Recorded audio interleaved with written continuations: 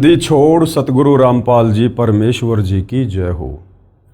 परमपिता परमात्मा सारी सृष्टि के रचनहार कुल मालिक असंख्य ब्रह्मांडों के स्वामी जगत गुरु तीनों लोकों में प्रवेश करके सबका धारण पोषण करने वाले राजाधीराज आत्माधार नाथों के नाथ देवों के देव महादेव सर्वेश्वर महेश्वर मृत्युंजय अजरो अमर आदि अनादि सनातनी प्रभु जगत पिता जगदीश्वर श्री श्री 1008 की उपाधि के वास्तविक अधिकारी अकाल मूर्त शब्द स्वरूपी राम वासुदेव सर्वगतम ब्रह्म परम पूज्य प्रथम पूज्य परम संत परम पुरुष परम धनी परम दयालु सत्य कबीर हक्का कबीर अल्लाहु कबीर अल्लाहु अकबर बाखबर अल्लाह ताला जगत के तारणहार जगत के मुक्तिदाता जगत के जगन्नाथ हारे के सहारे हिंदुओं के राम मुसलमानों के अल्लाह सिखों के वाहिगुरु ईसाइयों के मसीह दया के सागर दयानिधि करुणा के सागर करुणानिधि स्वयंभू परिभू संकट मोचन कष्ट हरण मंगल करण दुख भंजन अविगत कबीर निर्विकार निर्विषम परमात्मा अलय अलेख सतगुरु आदि अनादि सतगुरु असली मर्यादा पुरुषोत्तम असली राम असली कृष्ण असली घनश्याम असली मुरारी राजाओं के राजा महाराजाओं के महाराजा शहंशाहों के शहंशाह सम्राटों के सम्राट भगवानों के भगवान अल्लाहों के अल्लाह प्रभुओं के प्रभु मसीहाओं के मसीह सच्चे वाहिगुरु बाबाओं के बाबा पीरों के पीर सेठों के सेठ जगत सेठ सावड़सा सेठ सर्वगुण संपन्न अनंत कोटि कलाओं के स्वामी अनंत कोटि ब्रह्मांडों के नायक योगियों में महायोगी ध्यानियों में महाध्यानी सिद्धों में परम सिद्ध ज्ञानियों में तत्वज्ञानी ब्रह्म ज्ञानी महाज्ञानी परम ज्ञानी सर्वश्रेष्ठ ज्ञानी विज्ञानी युवा कबीर समर्थ कबीर असमवात अमित ओझा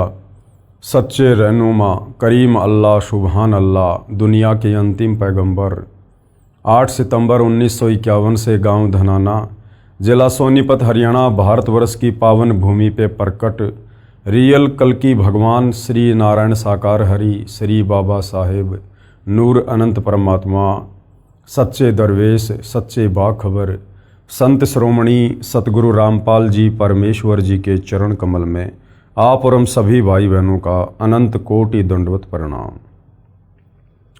सत्साई भाई और बहनों, बहुत बड़ी दया बहुत बड़ी मेहर पूज्य गुरुदेव भगवान की परमेश्वर रामपाल जी की जिनके शुभ आशीर्वाद से विशेष आशीर्वाद से उन्हीं के सत्संगों का संग्रह पवित्र आध्यात्मिक पुस्तक कबीर बड़ा या कृष्ण के ऊपर वीडियो बनाने की श्रृंखला जारी है। इसी श्रृंखला में आज हमारा ये तीसरे नंबर का वीडियो है। ये पवित्र पुस्तक कबीर बड़ा या कृष्ण विशेषकर हिंदू समाज में परमात्मा चाहने वाली आत्माओं के लिए वरदान सिद्ध होगी यदि आपने इस पुस्तक पर बन रहे तमाम वीडियो निष्पक्ष होकर रुचि लेकर धैर्यपूर्वक देख लिए तो, क्योंकि ये पवित्र पुस्तक कबीर बड़ा या कृष्ण विशेषकर हिंदू समाज के चारों वेद पवित्र गीता जी और 18 पुराण इन तमाम सदग्रंथों के ज्ञान से प्रमाणित है। यानी चारों वेदों का गीता जी का और 18 पुराणों का निष्कर्ष निकाल कर आप जियों के लिए सतगुरु रामपाल जी परमेश्वर जी ने इस पुस्तक को लिखा है।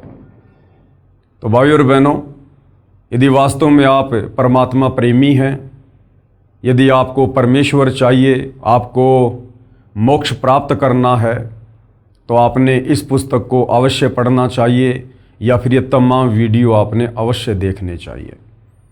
अभी तक इस पुस्तक के ऊपर 2 वीडियो बन चुके हैं।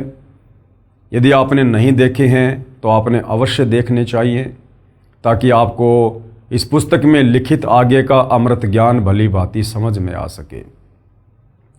तो सर्वप्रथम हमने सृष्टि रचना को मौखिक रूप से सुना है और धीरे धीरे हमारे सदग्रंथ उस सृष्टि रचना को प्रमाणित भी कर रहे हैं।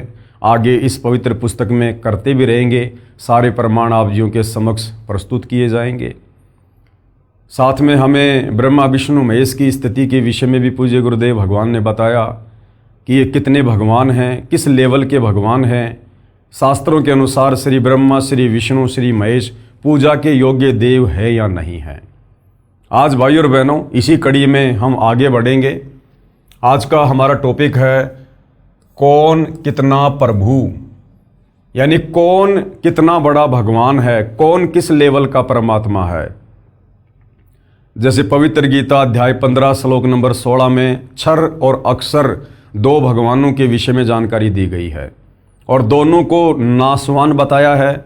इन दोनों के लोक भी नाशवान है और इन दोनों के लोक में रहने वाली आत्माओं को भी नाशवान बताया है।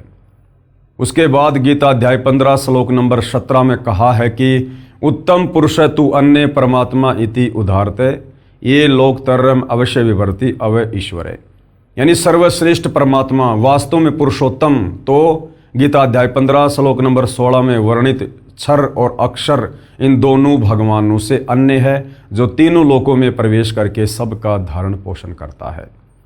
तो भाई और बहनों, भक्ति तो उस समय शुरू होगी जब पहले हमें भगवान का पता चलेगा। हिंदू समाज में हमारे तत्वज्ञानहीन नादान धर्म गुरुओं ने तरह तरह के भगवान बनाए हुए हैं, प्रसिद्ध किए हुए हैं। 33 करोड़ देवी देवताओं की पूजा करवाई जाती है। आज तक हमारे धर्मगुरु हमें एक परमेश्वर के विषय में नहीं बता पाए कि वो सर्वशक्तिमान एक परमपिता परमेश्वर कौन है, जिन्होंने सारी सृष्टि को रचा है, जो कुल का मालिक है। तो भाई और बहनों, जब तक हमें ये पता नहीं चलेगा कि हम जिन भगवानों को भगवान मानकर पूज रहे हैं वो वास्तव में भगवान है या नहीं, वो पूजा के योग्य है या नहीं, वो वास्तव में सर्वशक्तिमान है या नहीं। मान लीजिए आपने गाय की आवश्यकता है, आप गाय लेने के लिए जा रहे हैं और गाय के विषय में आपको पता ही नहीं गाय कैसी होती है, और कोई आपको गाय की जगह गधी पकड़ा दे, आप तो उसको लेकर आ जाओगे, तो आप तो ठगे गए। तो इसी प्रकार हम सदियों से भक्ति और भगवान के नाम पर ठगे जा रहे हैं। हमें आज तक कोई भगवान के विषय में बताने वाला नहीं मिला कि भगवान कैसा है। किसी ने साकार बता दिया, किसी ने निराकार बता दिया, किसी ने कुछ बता दिया। तो जब तक हमें ये पता नहीं चलेगा कि वास्तव में एक पूर्ण परमात्मा कौन है, कैसा है, कहाँ रहता है, साकार है या निराकार है, मिलता है या नहीं मिलता है, उसकी भक्ति विधि कहाँ है, उसकी प्राप्ति के मंत्र क्या हैं, तब तक हमारी भक्ति कैसे शुरू होगी। तो सतगुरु रामपाल जी परमेश्वर सर्वप्रथम हमें यही बता रहे हैं कि कौन कितना प्रभु है। इस पुस्तक में श्री ब्रह्मा जी, श्री विष्णु जी, श्री शिव जी, श्री देवी दुर्गा जी, श्री काल ब्रह्म जी यानी क्षर ब्रह्म यानी क्षर पुरुष, और श्री पर ब्रह्म जी यानी अक्षर ब्रह्म यानी अक्षर पुरुष, तथा परम अक्षर ब्रह्म जी यानी परम अक्षर पुरुष यानी संत भाषा में जिसे सत्य पुरुष कहते हैं, की यथा स्थिति बताई है, जो संक्षिप्त में इस प्रकार है। यानी ब्रह्मा विष्णु महेश, ब्रह्मा विष्णु महेश की माता देवी दुर्गा, ब्रह्मा विष्णु महेश के पिता काल ब्रह्म जिसको क्षर पुरुष ज्योति निरंजन भी कहते हैं, उसके बाद अक्षर पुरुष जो सात संग ब्रह्मांड का स्वामी है, और उसके बाद परम अक्षर ब्रह्म, परम अक्षर पुरुष, सत्य पुरुष यानी कबीर देव। तो इनमें सर्वशक्तिमान सर्वश्रेष्ठ प्रभु कौन है, ये शास्त्रों से ही हमें गुरुदेव भगवान निष्कर्ष निकालकर बता रहे हैं।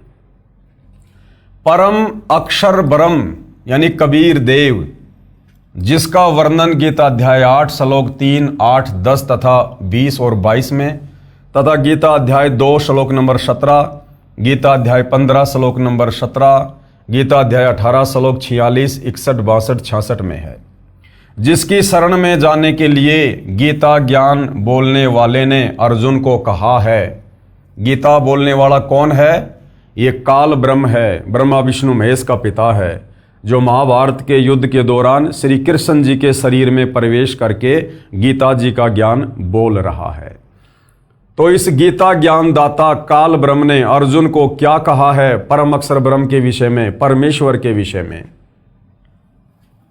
कहा है कि उसकी शरण में जाने से परम शांति यानी जन्म मरण से छुटकारा मिलेगा तथा शाश्वत स्थानम यानी सनातन परम धाम यानी अविनाशी लोक यानी सतलोक प्राप्त होगा। कौन कह रहा है?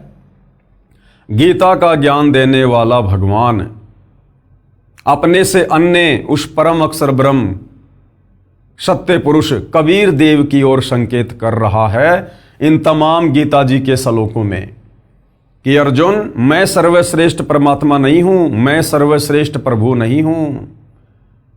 यदि तुझे वास्तव में जन्म और मरण से छुटकारा प्राप्त करना है, अगर तुझे अविनाशी धाम सतलोक जाना है, जहां जाने के बाद साधक लौटकर वापस इस गंदे लोक 21 ब्रह्मांड में नहीं आता है, तो तू उस परमेश्वर की शरण में जा।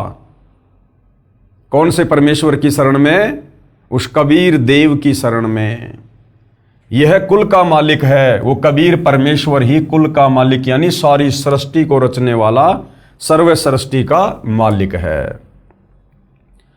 फिर गीता अध्याय 18 श्लोक 62 में इसी की शरण में जाने के लिए गीता ज्ञानदाता ने कहा है। श्लोक 66 में कहा है कि सर्वधर्मान यानी मेरे स्तर की सर्व धार्मिक क्रियाओं को परित्यज्य माम यानी मुझ में त्याग कर तू एकम यानी उस कुल के मालिक एक परमेश्वर की शरणम यानी शरण में व्रज यानी जा। अहम यानी मैं, तवा यानी तुझे, सर्व यानी सब, पापे भे यानी पापों से, मोक्षयामी यानी मुक्त कर दूंगा, मां शुच यानी शोक ना कर। कौन कह रहा है? गीता अध्याय 18 श्लोक नंबर 62 में गीता ज्ञानदाता काल ब्रह्म अर्जुन से कह रहा है कि अर्जुन, सर्वधर्मान परित्यज्य माम एकम शरणम व्रज अहम तवा सर्व पापे भे मोक्षयामी मा शुच। कि अर्जुन, तू मेरे स्तर की जितनी भी भक्ति कमाई है, धार्मिक अनुष्ठानों की कमाई है, वो तू मुझ में समर्पित कर दे और उस एकम जिसके समान कोई दूसरा ना हो, जिसकी शरण में जाने के लिए बार बार गीता ज्ञानदाता अर्जुन को कह रहा है कि एकम शरणम व्रज, तो उस अद्वितीय एक परमपिता परमेश्वर सर्वश्रेष्ठ भगवान की शरण में जा। मैं तुझे सब पापों से मुक्त कर दूंगा, तू शोक मत कर। तो गीता ज्ञानदाता जो हिंदुओं का भगवान है, परमात्मा है, वो अपने से अन्य किसी और सर्वश्रेष्ठ परमात्मा परम अक्षर ब्रह्म कबीर देव की शरण में जाने को अर्जुन को कह रहा है। तो फिर विचार करो, वर्तमान में उस गीता ज्ञानदाता की शरण में रहकर, जो कि काल ब्रह्म है, जिसका ओम मंत्र है, फिर भला उसकी शरण में रहकर हम कैसे मुक्ति प्राप्त कर सकते हैं, जो खुद अपने से अन्य किसी और को सर्वश्रेष्ठ परमात्मा बता रहा है।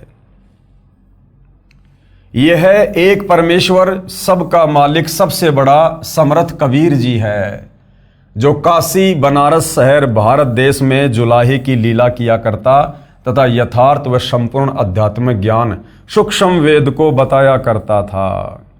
650 साल पहले वो कबीर परमात्मा, वो परम अक्षर ब्रह्म, सर्वश्रेष्ठ परमात्मा, समर्थ प्रभु बनारस के काशी शहर में प्रकट हुए।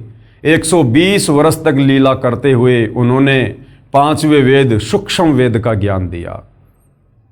अध्यात्म के विषय में जो कंप्लीट ज्ञान चारों वेदों में नहीं है, गीता जी में नहीं है, 18 पुराणों में नहीं है, किसी भी धर्म के धर्मशास्त्रों में नहीं है, उस ज्ञान को देने के लिए वो परम अक्षर ब्रह्म सत्य पुरुष कबीर देव सतलोक से चलकर स्वयं ही पृथ्वी पर प्रकट होता है।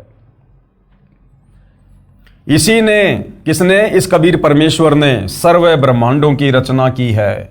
इसी ने क्षर पुरुष, अक्षर पुरुष, ब्रह्मा, विष्णु, महेश, देवी दुर्गा समेत सर्व जीव आत्माओं की उत्पत्ति की है, जो आप और हमने सृष्टि रचना में पहले पढ़ लिया है कि सभी जीव आत्माओं की उत्पत्ति इसी कबीर परमेश्वर ने अपने वचन से सतलोक में की है। यह तथ्य इतना सत्य जानो जैसे आज से लगभग 400 वर्ष पूर्व एक वैज्ञानिक ने बताया था कि पृथ्वी अपने अक्ष यानी धुरी पर घूमती है, जिसके घूमने से दिन तथा रात बनते हैं। उस समय सब मानते थे कि सूर्य पृथ्वी के चारों ओर घूमता है, जिस कारण से दिन तथा रात बनते हैं। संसार के सब मानव का यही मत था। इस झूठ को इतना सत्य मान रखा था कि उस वैज्ञानिक का विरोध करके फांसी पर चढ़वा दिया। आज वह 400 वर्ष पूर्व वाली बात सत्य साबित हुई। सूर्य घूमता है, ये झूठ सिद्ध हुई। यानी पृथ्वी ही घूमती है और पृथ्वी के घूमने के चलते दिन और रात बनते हैं। जिस वैज्ञानिक ने यह बात बताई थी 400 साल पहले, अन्य लोगों ने उसे फांसी पर चढ़वा दिया, ये कहकर कि पृथ्वी के घूमने से दिन रात नहीं बनते, सूर्य पृथ्वी के चारों तरफ घूमता है इसलिए दिन और रात बनते हैं। सत्य कहने वाले उस वैज्ञानिक को फांसी पे चढ़वा दिया। आज वही सत्य भाई और बहनों सृष्टि रचना को लेकर, इन ब्रह्मा विष्णु महेश की समर्थता को लेकर, दुर्गा और काल की समर्थता को लेकर, शास्त्र अनुकूल साधना को लेकर सतगुरु रामपाल जी सन 1994 से बता रहे हैं। और दुनिया वालों ने वही सब कुछ सतगुरु रामपाल जी के साथ भी करने का पूरा प्रयास किया। 2006 में करोथा कांड, 2014 में बरवाला कांड, आज भी लगातार संघर्ष जारी है, परंतु बिगाड़ कुछ नहीं पाए। क्यों? क्योंकि सतगुरु रामपाल जी यदि कोई सामान्य व्यक्ति होते, कोई सामान्य संत होते, तो शायद अब तक इनको भी फांसी पे चढ़वा दिया जाता उस वैज्ञानिक की तरह। परंतु दुनिया ऐसा नहीं कर पा रही, क्योंकि ये स्वयं कबीर देव है, कबीर परमेश्वर है, परम अक्षर ब्रह्म है, और ये वर्तमान का समय इन्होंने स्वयं ही निर्धारित किया हुआ है भक्ति के लिए, मोक्ष के लिए। और परमेश्वर जो ठान लेता है उसमें अड़ंगा भले ही दुनिया अड़ाकर अपने कर्म फोड़ सकती है, परंतु परमेश्वर के उस निर्धारित समय में वो किसी प्रकार का बदलाव नहीं कर सकती है। वर्तमान में काशी के जुलाहे कबीर को कुल का मालिक बताना इतना सत्य है जितना 400 वर्ष पहले पृथ्वी को अपनी धुरी पर घूमना बताना था। आप पाठक जन इस पुस्तक को पढ़कर मान लोगे कि वास्तव में कबीर जुलाहा पूर्ण परमात्मा है। Kabir is complete God. Satlok, Alakhlok, Agamlok तथा अकैलोक यानी अनामी लोक, इन 4 लोकों का समूह अमर लोक यानी सनातन परम धाम कहलाता है। इन चारों अमर लोकों में कबीर जी की राजधानी है। उनमें तख्त यानी सिंहासन बने हैं। उस सिंहासन के ऊपर बैठकर परमेश्वर कबीर जी राजा की तरह सिर के ऊपर मुकुट तथा छत्र आदि से शोभा पाता है। शतलोक में सत्य पुरुष कहलाता है, अलख लोक में अलख पुरुष कहलाता है, और अगम लोक में अगम पुरुष तथा अनामी लोक में अनामी पुरुष की पदवी प्राप्त है। जैसे भारत देश का प्रधानमंत्री जी देश का एकमात्र शासक है, प्रधानमंत्री जी अपने पास कई विभाग भी रख लेता है। उनके डॉक्यूमेंट पर हस्ताक्षर करता है तो मंत्री लिखा जाता है। प्रधानमंत्री कार्यालय के दस्तावेज पर हस्ताक्षर करता है तो प्रधानमंत्री लिख जाता है। व्यक्ति वही होता है।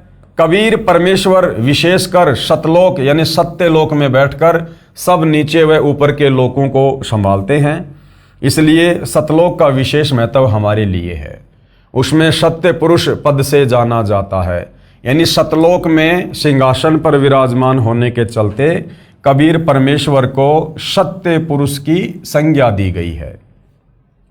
इसलिए सत्य पुरुष शब्द हमारे लिए अधिक मायने रखता है। सत्य पुरुष का मतलब है कबीर देव, कबीर परमात्मा। जैसे प्रधानमंत्री जी का शरीर का नाम अन्य होता है, ऐसे सत्य पुरुष यानी परम अक्षर ब्रह्म का नाम कबीर है। सत्य पुरुष यानी कबीर जी की सत्ता अक्षर पुरुष के 7 संग ब्रह्मांडों पर तथा अक्षर पुरुष के ऊपर भी है, तथा क्षर पुरुष यानी काल तथा इसके 21 ब्रह्मांडों के ऊपर भी है। इसलिए परम अक्षर ब्रह्म को वासुदेव यानी सब जगह पर अपना अधिकार रखने वाला कहा गया है। कबीर परमेश्वर जी को वासुदेव कहा गया है। वेदों में कबीर परमेश्वर का नाम वासुदेव है। वासुदेव का मतलब होता है जिसकी सत्ता, जिसका साम्राज्य सबके ऊपर है। तो सृष्टि रचना में हमने पढ़ा कि अक्षर पुरुष को 7 संग ब्रह्मांड कबीर परमात्मा ने ही दिए, और इस काल को 21 ब्रह्मांड भी कबीर परमात्मा ने ही दिए। इसलिए कबीर परमेश्वर वास्तव में वासुदेव है, क्योंकि इनकी सत्ता काल और अक्षर पुरुष के सर्व ब्रह्मांडों के ऊपर है। गीता अध्याय 7 श्लोक नंबर 19 में इसी वासुदेव के विषय में कहा है। अब श्री ब्रह्मा जो कि रजगुण है, श्री विष्णु जो कि सतोगुण युक्त है तथा श्री शिव जी जो कि तमोगुण की स्थिति बताता हूं। गुरुदेव कहते हैं कि अब आपको श्री ब्रह्मा, श्री विष्णु, श्री महेश की स्थिति से परिचित करवाता हूं कि ये किस लेवल के भगवान हैं, ये कितने समर्थ हैं। अभी हमने कबीर परमेश्वर की समर्थता के विषय में पढ़ा कि कबीर परमेश्वर सर्व सृष्टि के मालिक हैं, सर्व ब्रह्मांडों के रचयिता हैं, इनकी सत्ता सर्व ब्रह्मांडों के ऊपर है, इसलिए इनको वासुदेव भी कहा जाता है। इनके बराबर और कोई शक्ति सृष्टि में नहीं है। अब ब्रह्मा विष्णु महेश कितने समर्थ हैं, किस लेवल के भगवान हैं, ये कितने वासुदेव हैं, ये कितने भगवान हैं, कितने ब्रह्मांडों के ऊपर इनका साम्राज्य है, अब गुरुदेव भगवान हमें ये बताएंगे। क्षर पुरुष यानी काल रूपी ब्रह्म के 21 ब्रह्मांड हैं। एक ब्रह्मांड में 3 लोकों पृथ्वी लोक, स्वर्ग लोक तथा पाताल लोक में श्री ब्रह्मा जी, श्री विष्णु जी तथा शिव जी एक एक कार्य के स्वामी हैं, प्रभु हैं। जैसे एक प्रांत में यानी एक राज्य में एक मुख्यमंत्री होता है जो प्रांत का मुखिया होता है, अन्य मंत्रीगण उसके अधीन होते हैं तथा मुख्यमंत्री जी देश के प्रधानमंत्री जी के अधीन होता है। ऐसे ही क्षर पुरुष यानी काल ज्योति निरंजन अपने प्रत्येक ब्रह्मांड में मुख्यमंत्री रूप में है तथा श्री ब्रह्मा जी रजगुण विभाग के, श्री विष्णु जी सतगुण विभाग के तथा श्री शिव जी तमगुण विभाग के मंत्री हैं। केवल 3 लोकों यानी पृथ्वी लोक, स्वर्ग लोक तथा पाताल लोक के प्रभु हैं, मालिक हैं। यानी कितनी कम शक्ति रखते हैं श्री ब्रह्मा, श्री विष्णु और श्री महेश, ये पूज्य गुरुदेव भगवान ने हमें बताया है। ये जो काल ब्रह्म है ये 21 ब्रह्मांड का स्वामी है और इसने एक ब्रह्मांड में सृष्टि को चला रखा है, बाकी 20 ब्रह्मांड इसके खाली रहते हैं। उस एक ब्रह्मांड में केवल 3 लोक, पृथ्वी लोक, पाताल लोक, स्वर्ग लोक, केवल इन 3 लोकों में श्री ब्रह्मा विष्णु महेश एक एक विभाग के मंत्री हैं। एक ब्रह्मांड में भी श्री ब्रह्मा विष्णु महेश का पूरा साम्राज्य नहीं है। उस एक ब्रह्मांड में भी केवल 3 लोकों पर पृथ्वी, पाताल और स्वर्ग, और केवल एक एक विभाग के ऊपर इनका आधिपत्य है। श्री ब्रह्मा जी रजोगुण विभाग के मंत्री हैं, श्री विष्णु जी सतोगुण विभाग के मंत्री हैं और श्री शंकर जी तमोगुण विभाग के मंत्री हैं। श्री ब्रह्मा विष्णु महेश की केवल इतनी समर्थता है, ये केवल इतने प्रभु हैं, इतने भगवान हैं। यानी 21 ब्रह्मांड का मुख्यमंत्री समझो, इनका पिता काल ब्रह्म है और ये जो ब्रह्मा विष्णु महेश है ये समझो तीनों विधायक हैं, एमएलए हैं। ये एमपी भी नहीं है, ये विधायक की कैटेगरी में है। तो इस लेवल के ये भगवान हैं, ये परमात्मा हैं, ये वासुदेव हैं। एक ब्रह्मांड में भी इनकी कंप्लीट जो है प्रभुता नहीं है। परम अक्षर ब्रह्म यानी सत्य पुरुष कबीर जी को प्रधानमंत्री जी तथा देश के राष्ट्रपति जी मानो। यानी कबीर परमेश्वर कितने सक्षम है? परम अक्षर ब्रह्म यानी सत्य पुरुष कबीर जी को प्रधानमंत्री जी तथा देश के राष्ट्रपति जी मानो। यानी 21 ब्रह्मांड का स्वामी है ये ज्योति निरंजन, इसको समझो मुख्यमंत्री। और मुख्यमंत्री से ऊपर कौन होता है? प्रधानमंत्री, राष्ट्रपति। यानी राष्ट्रपति देश का प्रथम नागरिक होता है, उससे ऊपर फिर कोई नहीं होता। इसी प्रकार कबीर परमेश्वर जी को जानो राष्ट्रपति, जो काल के 21 ब्रह्मांडों पर भी शासन करते हैं, अक्षर पुरुष के 7 संग ब्रह्मांडों पर भी शासन करते हैं और ऊपर के 4 अविनाशी लोकों पर भी उन्हीं का शासन है। तो सबसे बड़े परमात्मा, सबसे समर्थ प्रभु कौन? सत्य पुरुष कबीर देव। अब आप जी समझ लें कि कबीर बड़ा है या कृष्ण। गुरुदेव कहते हैं अब आपकी समझ में आ जाना चाहिए कि वास्तव में कबीर जी बड़े हैं या फिर श्री कृष्ण जी बड़े हैं। तो कहाँ कबीर जी और कहाँ श्री कृष्ण जी, कहाँ देश का राष्ट्रपति और कहाँ एक विधायक, एक एमएलए। दिन और रात का अंतर है उनकी शक्ति में, उनकी प्रभुता में। श्री कृष्ण जी व श्री रामचंद्र जी स्वयं विष्णु हैं जो भिन्न भिन्न रूपों में जन्मे थे। श्री विष्णु जी की स्थिति ऊपर बता दी है। संत गरीबदास जी को परमेश्वर कबीर जी स्वयं मिले थे, उनको ऊपर के ब्रह्मांडों में लेकर गए थे, सब देवों की स्थिति से अवगत करवाया था, अपने सतलोक में भी लेकर गए थे, अपनी स्थिति से भी अवगत करवाया था, फिर वापस पृथ्वी के ऊपर छोड़ा था। तब संत गरीबदास जी ने बताया है कि क्या बताया आदरणीय गरीबदास जी ने? गरीब तीन लोक का राज है ब्रह्मा विष्णु महेश, और ऊंचा धाम कबीर का सतलोक प्रदेश। कि ब्रह्मा विष्णु महेश तो केवल 21 ब्रह्मांडों में, केवल एक ब्रह्मांड में, और तीन लोक पृथ्वी पाताल स्वर्ग, इन तीनों लोकों में केवल एक एक विभाग के मंत्री हैं, रजोगुण सतोगुण तमोगुण। और कबीर परमेश्वर ये कुल मालिक है, सबसे ऊंचा धाम कबीर का सतलोक प्रदेश। गरीब अनंत कोटि ब्रह्मांड का एक रति नहीं भार, और सतगुरु पुरुष कबीर है ये कुल के सृजनहार। काल के 21 ब्रह्मांड, अक्षर पुरुष के सातसंग ब्रह्मांड, ऊपर के चारों लोक, उनमें अनंत द्वीप, सारी रचना इस कबीर परमेश्वर ने स्वयं की है। अधिक जानकारी आगे इसी पुस्तक में पढ़ेंगे।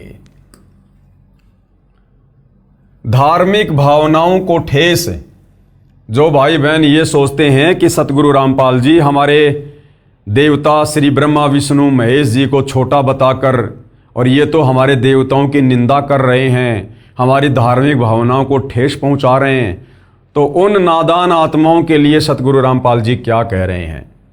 यदि कोई सज्जन पुरुष, स्त्री या पुरुष, उस अंध श्रद्धालु को कहे कि आप जिस देवी देवता को इष्ट मानकर जो साधना कर रहे हो ये गलत है, इससे आपको कोई लाभ नहीं मिलेगा, आपका मानव जीवन नष्ट हो जाएगा, आप देवी देवताओं की पूजा इष्ट मानकर ना करो, आप मूर्ति की पूजा ना करो, आप धामों तथा तीर्थों पर मोक्ष मकसद से ना जाओ, आप श्राद्ध ना करो, पिंडदान ना करो, 13वीं 17वीं क्रिया या अस्थियां उठाकर गति करवाने के लिए मत ले जाओ, आप व्रत मत करो, इसके स्थान पर अन्न जल करने में संयम करो, न अधिक खाओ न बिल्कुल भूखे रहो, आप अपने धर्म के शास्त्रों में बताए भक्ति मार्ग के अनुसार साधना करो। यानी ये सारी की सारी जो क्रिया हैं ये ना करने की हैं, गीता जी मना कर रही है। तो इस विषय में जब किसी व्यक्ति को बताया जाता है, समझाया जाता है, जो व्यक्ति इन देवी देवताओं को इष्ट मानकर पूजा करता है, तो वो लोग क्या कहते हैं? वह अंध श्रद्धावान यदि उस सज्जन पुरुष से कहे कि आप अच्छे व्यक्ति नहीं हो, आपने हमारी धार्मिक भावनाएं आहत की हैं, चला जा यहां से वरना तेरी हड्डी पसली एक कर दूंगा। जोर जोर से शोर मचाने लगता है, उसके शोर को सुनकर उसी क्षेत्र के उसी तरह उन्हीं देवी देवताओं व तीर्थ धामों के उपासकों का हुजूम इकट्ठा हो जाता है और बात धर्म गुरुओं तक पहुंच जाती है। धर्म गुरु भी वही शास्त्र विरुद्ध मनमाना आचरण करने कराने वाले होते हैं। उन धर्म गुरुओं की पहुंच उच्च पद पर विराजमान राजनेताओं तक होती है। उन धर्म गुरुओं के फोन मंत्रियों, मुख्यमंत्रियों या स्थानीय नेताओं को जाते हैं। उच्च पद पर बैठे राजनेता स्थानीय प्रशासन को फोन करके धार्मिक भावना भड़काने का मुकदमा दर्ज करने को कहते हैं। उनके दबाव में प्रशासनिक अधिकारी तुरंत उस सज्जन पुरुष को गिरफ्तार करके मुकदमा बनाकर जेल भेज देते हैं। अब गुरुदेव कहते हैं इसका जीवित उदाहरण बताता हूं आपको कि ये घटना सेम टू सेम किसके साथ घटित हो रही है। ये घटना स्वयं सतगुरु रामपाल जी के साथ घटित हुई है। क्योंकि सतगुरु रामपाल जी सतज्ञान बताते हैं, शास्त्रों के अनुसार ज्ञान बताते हैं, इन देवी देवताओं की स्तुति से भगत समाज को परिचित करवाते हैं और सर्वश्रेष्ठ प्रभु समर्थ परमात्मा कबीर देव की पूजा बताते हैं इष्ट रूप में। तो वो जो अंधश्रद्धावान हैं उनको ये बात हजम नहीं होती है, क्योंकि वो शास्त्रों से अपरिचित होते हैं। वो अपने धर्मगुरुओं को जाकर बताते हैं, धर्मगुरु भी शास्त्र विरुद्ध साधना करवा रहे होते हैं। उन धर्मगुरुओं की जानकारी उच्च अधिकारी प्रशासन में बैठे राजनेताओं से होती है। राजनेताओं की मदद से उस सज्जन पुरुष के ऊपर धार्मिक भावना भड़काने का मुकदमा करवा दिया जाता है। तो ये स्थिति सतगुरु रामपाल जी के साथ में बनी हुई है। जीवित उदाहरण, सन 2011 में मेरे यानी सतगुरु रामपाल जी के अनुयायी, जिनमें बेटियां भी शामिल हैं यानी भगत और भगतमतियां, मध्य प्रदेश प्रांत के शहर जबलपुर में पुस्तक ज्ञान गंगा, जो मेरे सत्संग प्रवचनों का संग्रह करके तैयार कर रखी है, उसका प्रचार कर रहे थे। लागत 30 रुपये परंतु 10 रुपये में बेच रहे थे, जिस कारण से हिंदू श्रद्धालु उत्साह से लेकर जा रहे थे। जब उन्होंने घर जाकर पढ़ा तो लगा कि अनर्थ हो गया, देवी देवताओं की पूजा गलत लिखी है, धामों तीर्थों पर जाना व्यर्थ लिखा है, माता दुर्गा का पति बताया है, श्री ब्रह्मा श्री विष्णु तथा श्री शिव का जन्म मरण बताया है, इनके माता पिता भी बताए हैं, हमारे देवताओं का अपमान किया है, मारो मारो।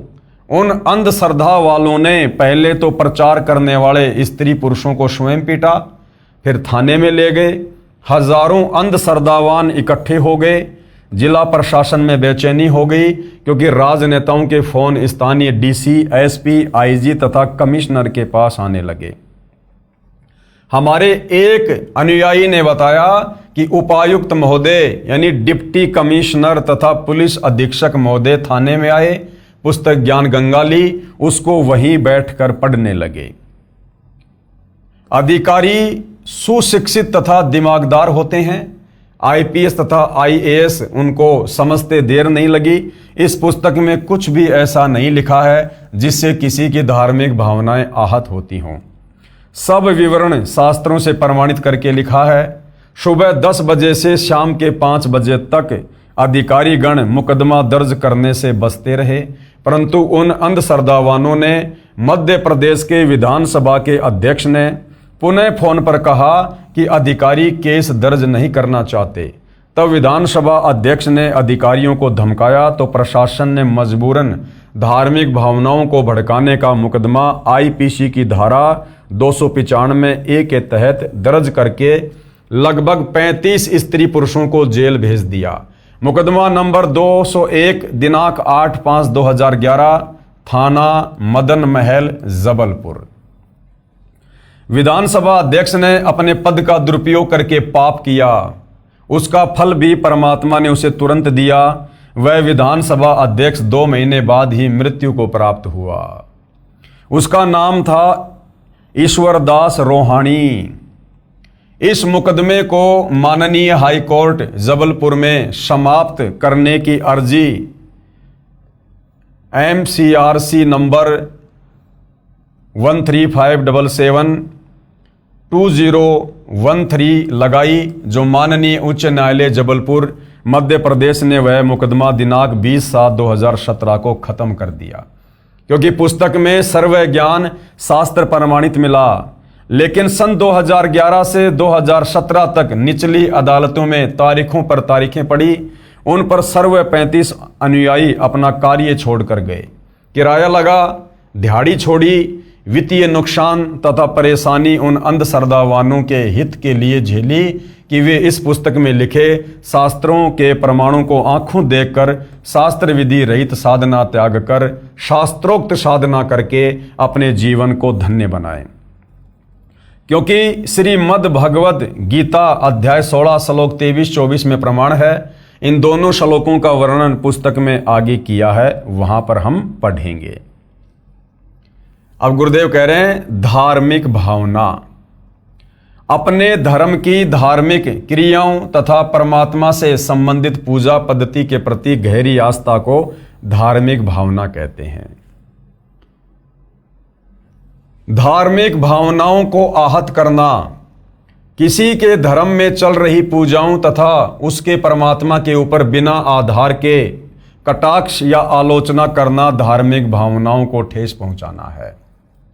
तर्क वितर्क, किसी विषय पर अपनी अपनी राय देना, अन्य की राय का खंडन करना व अपनी का महिमा मंडन करना, अन्य द्वारा अपने सिद्धांत का समर्थन करना, उसके विचारों को गलत बताना, यह तर्क वितर्क है। इसमें किसी ग्रंथ को आधार माना जाए तो समाधान है, अन्यथा झूठा झगड़ा है। लेखक का उद्देश्य, यानी सतगुरु रामपाल जी कह रहे हैं कि इस पुस्तक का जो लेखक है उसका मकसद, उसका उद्देश्य किसी की धार्मिक भावनाओं को ठेस पहुंचाना नहीं है, परंतु शास्त्रों को आधार मानकर तर्क वितर्क किया है। सभी शास्त्रों के प्रमाण को आधार रूप में देकर यथार्थ आध्यात्मिक ज्ञान तथा मोक्ष मार्ग को उजागर किया है। यदि इसे धार्मिक भावनाओं का आहत होना माना जाए तो दुर्भाग्य की बात है। मेरा यानी लेखक का उद्देश्य है कि विश्व के मानव को परमात्मा की खोज में इधर उधर भटकने से बचाकर प्रमाणित तथा लाभदायक शास्त्रोक्त आध्यात्मिक ज्ञान व साधना बताऊं, उनके मानव जीवन की रक्षा करूं। यदि ये धार्मिक भावनाओं को आहत महसूस होगा तो कोई बात नहीं, फिर तो ये करना आवश्यक है। गुरुदेव भगवान कहते हैं, यदि तुम्हारे ही धर्मशास्त्रों से प्रमाणित करके तुम्हें पूजा पाठ भक्ति विधि बताई जा रही है जो बिल्कुल सत्य है, और यदि फिर भी तुम्हें लगता है कि नहीं, हमारी धार्मिक भावनाओं को हमारे देवी देवताओं की निंदा करके जो है भड़काया जा रहा, ठेस पहुंचाई जा रही है, तो गुरुदेव भगवान कहते हैं फिर ये धार्मिक भावनाओं को ठेस पहुंचाना बहुत ज़रूरी है तुम्हारी आत्मा के कल्याण के लिए। यदि तुमने इस मनुष्य जन्म में शास्त्र अनुकूल साधना नहीं की और यदि मोक्ष से वंचित रह गए तो अगले जन्म में लक 84 में गधे कुत्ते सूअर बनकर घूमोगे। तो तुम्हारे को उस महाकष्ट से बचाने के लिए तुम्हारी उन धार्मिक भावनाओं को ठेस पहुंचाना बहुत जरूरी है, शास्त्रों के आधार पर। उदाहरण दे रहे हैं गुरुदेव। उदाहरण, एक समय एक लड़के ने कुछ बच्चों को पार्क में एक लकड़ी के खंबे पर चढ़ते उतरते खेलते देखा। उसने गली में खड़े बिजली के खंबे पर चढ़ना प्रारंभ किया। एक सज्जन पुरुष ने उसे देखा और दौड़कर उसे ऐसा करने से रोका। बच्चा रोने लगा। माता पिता को बताया कि एक व्यक्ति ने मुझे खेलने से रोका। वह व्यक्ति उसी गली में रहता था। माता पिता उस बच्चे को लेकर उस व्यक्ति के पास गए और कारण जाना तो पता चला कि उस व्यक्ति ने तो बच्चे के जीवन की रक्षा की है। बच्चे के माता पिता गए तो थे झगड़ा करने के मकसद से, परंतु उस व्यक्ति के उपकार का धन्यवाद करके आए। तो अगर जरा भी समझ, अगर जरा भी कॉमन सेंस या बुद्धि अगर पढ़ा लिखा हिंदू समाज रखता है तो सतगुरु रामपाल जी तो महाउपकार का कार्य कर रहे हैं। इन देवी देवताओं की समर्थता इन्हीं पुस्तकों से साबित करके आप लोगों को दिखाकर आप हिंदू समाज से जुड़े भाई बहनों को वेद गीता और 18 पुराणों के अनुसार भक्ति साधना देकर आपको इन आधे अधूरे, इन असहाय बेचारे, इन असमर्थ देवी देवताओं की पूजा छुड़वाकर, जो स्वयं गीता अध्याय 7 श्लोक नंबर 12 से 15 में तीनों गुण रजगुण ब्रह्मा, सतगुण विष्णु, तमगुण शंकर की पूजा करने को मना किया गया है, इनकी पूजा छुड़वाकर और एक परम अक्षर ब्रह्म सर्वशक्तिमान परमात्मा कबीर देव को इष्ट रूप में पूजवाकर आप जियों को मोक्ष का मार्ग दिखा रहे हैं। तो अगर जरा भी कॉमन सेंस होगी, अगर जरा भी बुद्धि का इस्तेमाल करोगे तो आप जी अपनी आत्मा का कल्याण करवा लोगे। सतगुरु रामपाल जी तो आपको उस नादान बच्चे की तरह बिजली के खंभे पर चढ़ने से रोक रहे हैं, जो आप चिल्ला रहे हो कि हमारी धार्मिक भावनाओं को ठेस पहुंचा रहे हैं, हमारे देवी देवताओं की निंदा कर रहे हैं। ये जब इस पुस्तक को आप पढ़ोगे, सारे प्रमाण देखोगे, बखूबी आपकी समझ में आ जाएगा, यदि आप भक्ति करना चाहते हो तो। मेरा यानी लेखक का यही उद्देश्य है कि हिंदू धर्म के सब व्यक्ति लकड़ी के खंभे पर न खेलकर, शास्त्रोक्त साधना ना करके और बिजली के खंभों पर चढ़कर मर रहे हैं। यानी उस कबीर परमेश्वर की जो सर्वशक्तिमान परमात्मा है, सर्वधर्म शास्त्र केवल उसी परमेश्वर की भक्ति करने को कह रहे हैं। हिंदू समाज उस समर्थ परमेश्वर कबीर की भक्ति ना करके, लकड़ी के खंभे पर ना चढ़कर और इन देवी देवताओं की, काल ब्रह्म की, अक्षर पुरुष तक की साधना करके बिजली के खंभे पर चढ़कर मरने की तैयारी कर रहे हैं। यानी शास्त्र विरुद्ध मनमाना आचरण करके अनमोल मानव जीवन व्यर्थ कर रहे हैं। उनको शास्त्रोक्त साधना यानी गीता और वेदों के अनुसार साधना करने के लिए बाध्य करूं, क्योंकि आप मेरे बंधु हैं। बंधु नहीं, हम परमेश्वर रामपाल जी के बच्चे हैं, हम उनकी आत्माएं हैं। सारी सृष्टि के मालिक हैं कबीर देव, जो आज वर्तमान में सतगुरु रामपाल जी के नाम से धरती पर प्रकट हैं। मेरे देश के वासी हैं। कौन से देश के वासी? सतलोक देश के वासी हैं। हम सभी सतलोक से आए हुए हैं। परमात्मा के अबोध यानी अध्यात्म ज्ञान में अनजान बच्चे हैं। मुझे परमात्मा जी ने सर्व शास्त्रों का यथार्थ ज्ञान दिया है। अपने आप को छुपा कर कह रहे हैं सतगुरु रामपाल जी। वर्तमान में सब शिक्षित हैं। शास्त्रों के अध्याय, श्लोक व पेज तक पुस्तक में लिखे हैं। फोटोकॉपी भी लगाई है। जांच करें और फिर मानें। इस पुस्तक जिसका नाम है कबीर बड़ा या कृष्ण के लिखने का उद्देश्य है कि आप और मैं हिंदू धर्म में जन्मे हैं। आप और हम अवश्य जन्मे हैं, परंतु सतगुरु रामपाल जी का जन्म नहीं है। ये स्वयंभू परमात्मा है। लीला परमेश्वर कुछ भी कर सकते हैं। ये आपको आगे धीरे धीरे समझ में आएगा। आप और मैं हिंदू धर्म में जन्मे हैं। पहले ये दास यानी रामपाल दास भी आप वाली साधना लोक वेद वाली ही किया करता था। परमात्मा की कृपा से एक तत्वदर्शी संत मिल गए।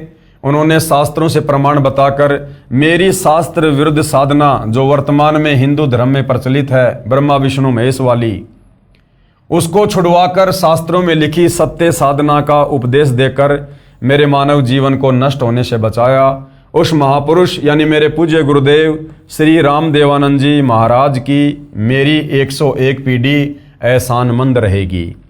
ये केवल भाई और बहनों एक खेल है, एक लीला है। सतगुरु रामपाल जी तो स्वयं कबीर परमेश्वर हैं, गुरुओं के गुरु हैं, संत शिरोमणि हैं, जगत गुरु हैं। इनको इस सृष्टि का कोई भी जीव उपदेश नहीं दे सकता, ज्ञान नहीं दे सकता। लेकिन यहाँ वो कबीर परमात्मा एक आम संत के रूप में प्रकट होकर आम व्यक्ति की लीला करके और एक अच्छी आत्मा को मुंह बोला गुरु बनाकर गुरु शिष्य परंपरा को बनाकर रखते हैं। उस आधार से गुरुदेव यहाँ पर अपने मुंह बोले गुरुदेव श्री राम देवानंद जी को महिमा दे रहे हैं। कबीर परमेश्वर जी ने सूक्ष्म वेद में कहा है कि कबीर पीछे लाग्या जाऊ था लोक वेद के साथ। यानी जैसे दुनिया दंत कथाओं के आधार पर, लोक वेद के आधार पर, शास्त्र विरुद्ध साधना के आधार पर लगी हुई थी पूजा पाठ में, कहते हैं हम भी उसी हिसाब से चल रहे थे। पीछे लाग्या जाऊ था लोक वेद के साथ और मार्ग में सतगुरु मिले दीपक दीन्या हाथ। लेकिन मुझे आगे चलकर इस भक्ति मार्ग में सच्चा गुरु मिल गया और उन्होंने मेरे हाथ में तत्व ज्ञान रूपी दीपक दे दिया, यानी मुझे शास्त्र अनुसार साधना पर लगा दिया। अर्थात बताया है कि एक साधक अपने धर्म में लोकवेद क्या होता है? दंत कथा, यानी सुनी सुनाई बात जिसका कोई आधार ना हो, यानी सुनी सुनाई बातों के आधार से जो शास्त्र प्रमाणित साधना नहीं थी, साधना करता हुआ भक्ति मार्ग पर चला जा रहा था, यानी तीर्थ धामों पर भटक रहा था। उस मार्ग में यानी भक्ति करते करते तत्वदर्शी संत मिल गया जिसने शास्त्रों का ज्ञान करवाया। यानी जैसे अंधेरे में भटक रहे व्यक्ति को दीपक मिल जाए तो वह मार्ग पर चलता है, कुमार्ग को त्याग देता है। जैसे आप और हम सभी भगत भाई बहन सतगुरु रामपाल जी परमेश्वर जी की शरण में आने से पहले हम उस लोकवेद दंत कथा के आधार से शास्त्र विरुद्ध साधना कर रहे थे।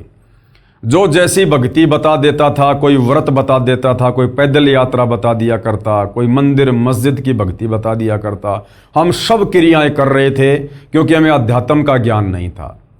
आगे चलकर हमें तत्वदर्शी संत मिल गए, सतगुरु रामपाल जी मिल गए, और उन्होंने हमें शास्त्रों से प्रमाणित करके भक्ति साधना बताई।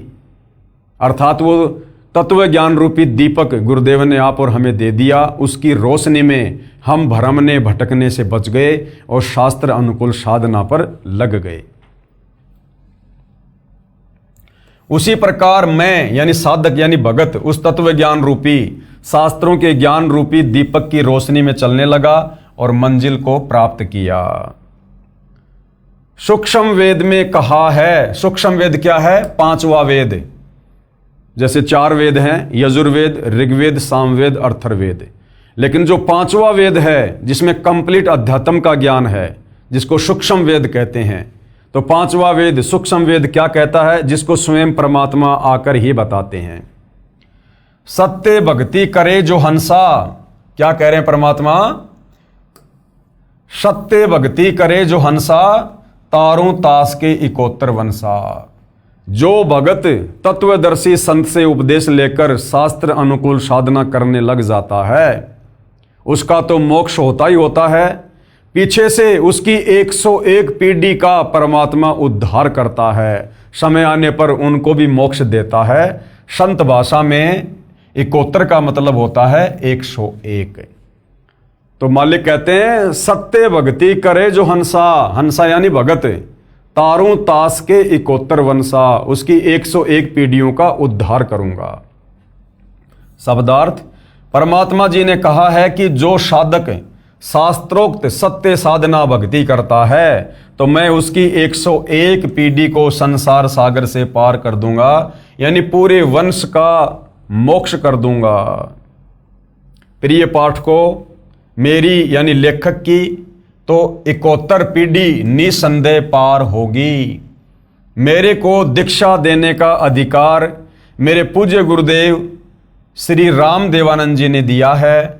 जो भगत भगतमती मेरे से दीक्षा लेकर यानी सतगुरु रामपाल जी से उपदेश लेकर शास्त्र विरुद्ध पुरानी भक्ति साधना त्याग कर और शास्त्रोक्त साधना अपनी आंखों से शास्त्रों में देखकर विश्वास के साथ आजीवन करेगा, वह तथा उसकी 71 यानी 101 पीढ़ियां भवसागर से पार हो जाएंगी। कृपया विश्वास के लिए पढ़िए इसी पुस्तक के पेज नंबर 445 पर परमात्मा कबीर जी की भक्ति से हुए भक्तों को लाभ अध्याय में। शास्त्रोक्त साधना तथा शास्त्र विधि त्याग कर मनमाना आचरण साधना में क्या अंतर है? क्या कह रहे हैं परमात्मा? एक होती है शास्त्रोक्त साधना, यानी गीता, वेद, कुरान, पुराण, बाइबल, इन सब के अनुसार जो प्रमाणित भक्ति साधना है उसको कहते हैं शास्त्रोक्त साधना, यानी शास्त्र अनुकूल भक्ति साधना। दूसरा होता है शास्त्र विधि त्याग कर मनमाना आचरण, यानी गीता, वेद, कुरान, पुराण, बाइबल के विरुद्ध जो मनमानी भक्ति करता है, मनमाने मंत्रों का जाप करता है, उस साधना में क्या अंतर है? तो सतगुरु रामपाल जी क्या समझा रहे हैं? उत्तर है यह ऊपर बता दिया है कि जो शास्त्र विरुद्ध भक्ति साधना करता है उसको कुछ भी आध्यात्मिक लाभ नहीं होता। गीता अध्याय 16 श्लोक नंबर 23 और 24 की अर्जुन, जो शास्त्र विधि को त्याग कर मनमाना आचरण करता है उसको ना तो परम सिद्धि प्राप्त होती है ना परम गति प्राप्त होती है, अर्थात उसको कोई आध्यात्मिक लाभ नहीं होता। शास्त्र अनुकूल साधना करने से सर्व लाभ मिलते हैं, जैसे वर्तमान में सतगुरु रामपाल जी के द्वारा प्रदान की जा रही शास्त्र अनुकूल साधना से उनके भक्तों को अद्वितीय आध्यात्मिक और भौतिक लाभ प्राप्त हो रहे हैं। अब गुरुदेव कहते हैं शंका, कुछ व्यक्ति कहते हैं कि रामपाल जी श्री ब्रह्मा जी, श्री विष्णु जी तथा श्री शिव जी की पूजा छुड़वाता है। तो गुरुदेव भगवान क्या समाधान कर रहे हैं? ये सरासर गलत है। मैं यानी लेखक इन देवताओं को शास्त्रोक्त साधना करने के मूल मंत्र देता हूं। गुरुदेव कहते हैं मैं किसी देवी देवता की भक्ति पूजा नहीं छुड़वाता, मैं तो आप लोगों को आप ही के धर्मशास्त्रों से प्रमाणित करके इन देवताओं के सच्चे मंत्र देता हूं, मूल मंत्र, बीज मंत्र। जैसे श्रीमद् भगवत गीता अध्याय 15 श्लोक 1 से 4 तथा 16-17 में कहा है कि यह संसार ऐसा जानो जैसे पीपल का वृक्ष उल्टा लटका है, ऊपर को मूल यानी जड़ तो परम अक्षर पुरुष है यानी कबीर देव है, तथा तना अक्षर पुरुष है, उससे मोटी डार निकली है, वह क्षर पुरुष यानी काल ब्रह्म है, जिसे ज्योति निरंजन भी कहते हैं। उस डार से तीनों गुण रूपी रजगुण ब्रह्मा, सतगुण विष्णु तथा तमगुण शिव रूपी शाखाएं निकली हैं, तथा उन शाखाओं पर लगे पत्ते संसार का अंश जानो। विचार करो पाठक जनों, क्या कह रहे हैं गुरुदेव भगवान। हम आम का पौधा वन विभाग की नर्सरी से लाकर जमीन में गड्ढा बनाकर रोपेंगे, उसकी जड़ की सिंचाई करेंगे। उद्देश्य रहेगा कि यह पौधा पेड़ बने और शाखाओं को फल लगे और हम खाएं और अन्य को खिलाएं या बेचकर अपना निर्वाह चलाएं। क्या हम पौधे की शाखाओं को तोड़ फेंकेंगे? बिल्कुल भी नहीं तोड़कर फेंकेंगे, क्योंकि शाखाओं के ही तो फल लगेंगे। इसी प्रकार भक्ति रूपी पेड़ की शाखा है रजगुण ब्रह्मा, सतगुण विष्णु, तमगुण शंकर। तो सतगुरु रामपाल जी इस भक्ति रूपी पेड़ की शाखाओं को, ब्रह्मा विष्णु महेश की पूजा को कैसे छुड़वा देंगे, इनकी भक्ति को कैसे छुड़वा देंगे। सतगुरु रामपाल जी तो इन शाखाओं के यथार्थ मंत्र बता रहे हैं ताकि इन पर तुरंत फल लगना शुरू हो जाए। क्या हम पौधे की शाखाओं को तोड़ फेंकेंगे? उत्तर है कभी नहीं। इसी प्रकार तीनों देवता श्री ब्रह्मा जी, श्री विष्णु जी तथा श्री शिव जी प्राणी को कर्मों का फल देते हैं। ये हमारी साधना के अभिन्न अंग हैं, इनको छोड़ नहीं सकते। इन तीनों देवताओं से लाभ लेने के विशेष मंत्र हैं जो सूक्ष्म वेद में बताए हैं, जो मेरे पास हैं यानी सतगुरु रामपाल जी के पास हैं और विश्व में किसी के पास नहीं है। तो सतगुरु रामपाल जी तो हमें इन तीनों देवता ब्रह्मा विष्णु महेश के वास्तविक मंत्र बताते हैं, इनके मूल मंत्र, इनके बीज मंत्र, ताकि उन मंत्रों का जाप करने से ये तुरंत आप और हमारे ऊपर ध्यान देना शुरू कर दें। जैसे गुरुदेव भगवान ने उदाहरण देकर समझाया, जैसे भैंसा यानी झोटा होता है, उस भैंसे का एक मूल मंत्र है, उससे उसको पुकारने से वह तुरंत सक्रिय हो जाता है। वह उस मंत्र के वश है, उसके वश की बात नहीं रहती। और वो मंत्र है हुर्र हुर्र, जिसको सुनते ही भैंसे के कान खड़े हो जाते हैं। इस मंत्र का प्रयोग वह व्यक्ति करता है जिसने अपनी भैंस को भैंसे से गर्भ धारण करवाना होता है। यदि उस पशु को उसके प्रचलित नाम भैंसा भैंसा करके पुकारें तो वह टस से मस नहीं होता। ठीक इसी प्रकार इन तीनों देवताओं श्री ब्रह्मा जी, श्री विष्णु जी तथा श्री शिव जी के यथार्थ मंत्र साधना करने के हैं, जिनके जाप से ये शीघ्र प्रभावित होते हैं तथा तुरंत कर्म फल देते हैं। गुरुदेव ने बताया, जैसे भैंसा यानी झोटा होता है, उसको भैंसा भैंसा झोटा झोटा करते रहो उसके पास खड़े होकर, वो टस से भी मस नहीं होता, कान भी नहीं लाएगा, क्योंकि भैंसा केवल उसके शरीर का नाम है, उसकी पहचान है। परंतु उसको प्रभावित करने का उसका एक मूल मंत्र है, बीज मंत्र है।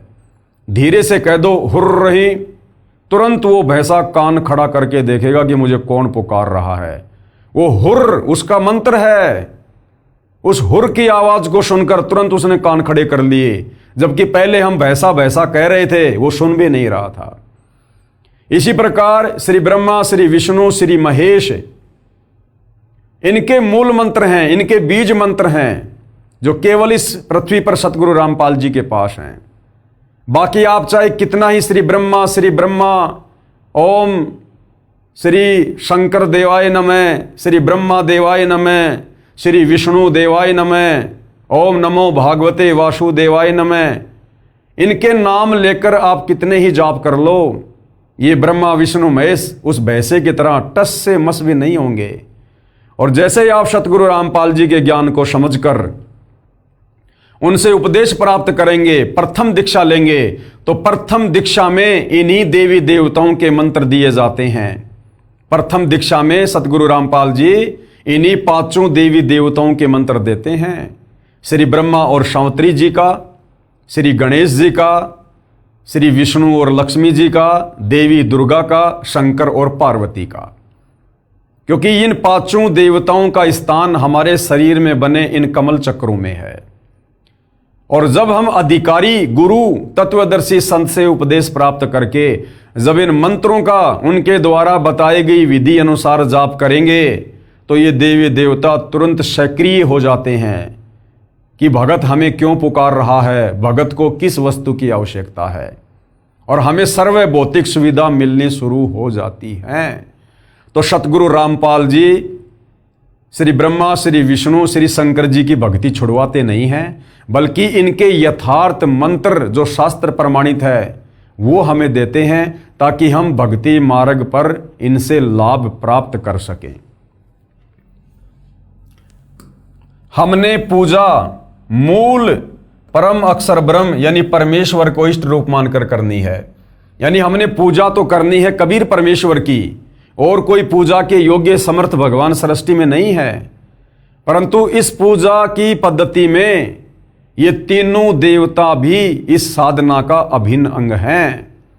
जिस प्रकार हमने यदि आम के पौधे से आम प्राप्त करने हैं तो हमने पूजा तो करनी पड़ेगी जड़ों की, हमने पानी खाद डालना पड़ेगा उस आम के पेड़ की जड़ों में, परंतु फल तो शाखाओं को लगेंगे। तो इसी प्रकार भक्ति रूपी पौधे की जड़ है कबीर भगवान, जिनको इष्ट रूप में हमने पूजना है, और भक्ति रूपी पौधे के फिर फल लगेंगे ब्रह्मा विष्णु महेश के माध्यम से। यानी आप और हमें यहाँ पर तमाम भौतिक सुविधाएं प्राप्त होंगी ब्रह्मा विष्णु महेश के माध्यम से, जो भक्ति रूपी पौधे की टहनियां हैं। तो सतगुरु रामपाल जी हमसे पूजा करवाते हैं कबीर परमेश्वर की, और साथ में हम साधना करते हैं श्री ब्रह्मा, श्री विष्णु, श्री महेश की। पूजा में और साधना में रात दिन का अंतर है। हमने पूजा करनी है कबीर भगवान की और साधना करनी है ब्रह्मा विष्णु महेश की। हमने पूजा मूल रूप यानी परम अक्षर ब्रह्म यानी कबीर परमेश्वर को इष्ट रूप मानकर करनी है। जैसे आम के पौधे की जड़ की सिंचाई यानी पूजा करने से पौधे के सर्व अंग विकसित होते हैं, यानी सर्व देवता प्रसन्न होते हैं। शास्त्र विधि विरुद्ध साधना वह है जिसमें संसार रूपी पौधे को शाखाओं की ओर से जमीन में गड्ढा खोदकर मिट्टी में गाड़कर इन शाखाओं की सिंचाई यानी पूजा करते हैं। यानी जो श्री ब्रह्मा विष्णु महेश को ही अपना इष्ट मानकर पूजते हैं वो तो समझो शाम के पौधे को टहनियों की तरफ से जमीन में गाड़ रहे हैं, और टहनियों को जमीन में गाड़कर कितना खाद और पानी दे दो, कितनी भक्ति कर लो, वो पौधा कभी फलेगा नहीं, वो नष्ट हो जाएगा। जड़ को ऊपर कर देते हैं जो व्यर्थ है, मूर्ख ही ऐसा कर सकते हैं, बुद्धिमान नहीं। तो शास्त्रों के अनुसार जो व्यक्ति ब्रह्मा विष्णु महेश को अपना इष्ट मानकर पूजते हैं वो समझदार नहीं बल्कि मूर्ख व्यक्ति की श्रेणी में है। कृपया देखिए पेज नंबर 6 पर भी 2 चित्र आम के पौधे के, जिनमें शास्त्र विरुद्ध और शास्त्र अनुकूल साधना चित्रों द्वारा समझाई है, जो हम दूसरे नंबर की वीडियो में देख चुके हैं। यह तत्व ज्ञान परमेश्वर कबीर जी ने बताया है तथा मेरे पूज्य गुरुदेव श्री राम देवानंद जी की कृपा व आशीर्वाद से मुझे समझ आया है। ये अटल सत्य ज्ञान है, परंतु जन साधारण यानी वर्तमान सर्व मानव के लिए इतना जटिल है जितना 400 वर्ष पूर्व वैज्ञानिक निकोडिन कोपरनिकस ने कहा था कि सूर्य के पृथ्वी के चारों ओर घूमने से दिन रात नहीं बनते, पृथ्वी अपने अक्ष पर यानी धुरी पर घूमती है, जिस कारण से दिन रात बनते हैं। उस समय सबकी धारणा थी कि सूर्य पृथ्वी के चारों ओर घूमता है, इस कारण दिन रात बनते हैं। उस समय उस सच्चे वैज्ञानिक का धर्मांध व्यक्तियों ने जनता को भड़काकर इतना प्रबल विरोध किया कि ये झूठ बोलता है, ये धर्म के विरुद्ध है, इसको फांसी पर लटकाकर मार डालो। उस देश में गवर्नर को दंड देने व क्षमा करने का अधिकार था। कहते हैं कि गवर्नर ने वैज्ञानिक से कहा था कि आप एक बार जनता के सामने कह दें कि पृथ्वी नहीं घूमती, सूर्य घूमने से दिन रात बनते हैं, मैं आपको क्षमा कर दूंगा। परंतु सत्य के पुजारी वैज्ञानिक ने कहा कि यह असत्य है, मैं कभी नहीं कहूंगा, जो करना है करो। उस सच्चे व्यक्ति को उस समय फांसी पर लटका दिया गया था। बाद में 400 साल बाद उस दिवंगत वैज्ञानिक की आत्मा से विश्व ने क्षमा याचना की कि आपका बताया विधान सत्य था, हमको क्षमा करना, यही दशा मेरी है। अब गुरुदेव भगवान क्या कह रहे हैं कि वर्तमान में उस वैज्ञानिक जैसी दशा मेरे साथ हो रही है। गुरुदेव कहते हैं मैं बताता हूं सत्य, मैं बताता हूं शास्त्र अनुकूल साधना कि श्री ब्रह्मा, श्री विष्णु, श्री महेश पूजा के योग्य भगवान नहीं हैं, ये अजरो अमर परमात्मा नहीं हैं, इनका तो जन्म और मरण होता है, दुर्गा इनकी माँ है, काल ब्रह्म इनका पिता है, ये इष्ट रूप में पूजने योग्य नहीं है। गीता अध्याय 7 श्लोक नंबर 12 से 15 इन तीनों गुणों की, रजगुण ब्रह्मा, सतगुण विष्णु, तमगुण शंकर की भक्ति करने के लिए मना कर रही है। तो ये दुनिया वाले और ये धर्मगुरु इसी प्रकार से सतगुरु रामपाल जी का विरोध कर रहे हैं कि ये झूठ बोल रहा है, हमारे ब्रह्मा विष्णु महेश को छोटा साबित करने में लगा है, उनकी निंदा कर रहा है। जैसा विरोध उस वैज्ञानिक का हुआ था, वैसा ही विरोध वर्तमान में उन धर्मांध धर्मगुरु जो तत्व ज्ञानहीन हैं, अंधे हैं, उनके द्वारा जनता को भड़काकर करवाया जा रहा है। परंतु भाई वो वैज्ञानिक तो एक जीव था, एक व्यक्ति था, जिस कारण से उसके ऊपर और उन लोगों ने इस प्रकार से अत्याचार करवाकर मृत्यु के घाट उतरवा दिया। परंतु सतगुरु रामपाल जी तो स्वयं सर्व ब्रह्मांडों के रचयिता, सारी सृष्टि के मालिक हैं। और इनका 1 या 2 बार जेल जाना ये भी इनकी लीला का हिस्सा है, अन्यथा इनका तो कोई बाल भी टस से मस नहीं कर सकता। बाल भी टस से मस, ये अपनी मर्जी के मालिक हैं। जाके अर्ध रूम पर सकल पसारा, ऐसा पूर्ण ब्रह्म हमारा। अगर सतगुरु रामपाल जी भी उस वैज्ञानिक की तरह कोई आम व्यक्ति, आम पुरुष होते तो शायद आज इनको भी मौत के घाट कब का उतरवा दिया गया होता। परंतु ये तो सर्वशक्तिमान परमेश्वर हैं, जिस कारण से ना तो उन नादान शास्त्र विरुद्ध साधकों की कोई चली और ना उनके अंधे धर्म गुरुओं की पार बसाई, इतना प्रयास करने के बावजूद भी। तो गुरुदेव कह रहे हैं कि वर्तमान में यही दशा मेरी है। मैं कहता हूं कि ब्रह्मा विष्णु शिव नाशवान है। नाशवान का मतलब जन्म और मरण में है, इनकी जन्म और मृत्यु होती है, इनके माता पिता हैं। जिन पुराणों को आप सत्य मानते हो उन्हीं में प्रमाण दिखा दिए हैं।